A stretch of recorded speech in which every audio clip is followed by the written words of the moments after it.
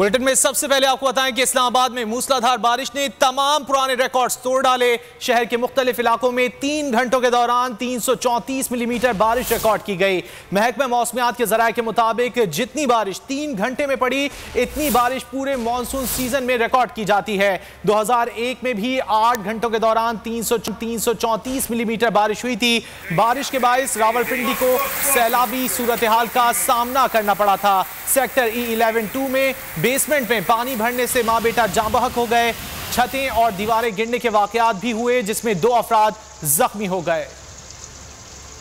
आपको बताएं कि इस्लामाबाद में मूसलाधार बारिश ने तमाम पुराने रिकॉर्ड्स तोड़ डाले हैं। शहर के मुख्तलिफ इलाकों में 3 घंटों के दौरान 334 मिलीमीटर बारिश रिकॉर्ड की गई है। महकमा मौसमियात के जराये का कहना है कि जितनी बारिश 3 घंटे में हुई है, इतनी बारिश पूरे मानसून सीजन में रिकॉर्ड की जाती है। 2001 में भी 8 घंटों के दौरान 334 मिलीमीटर बारिश हुई थी।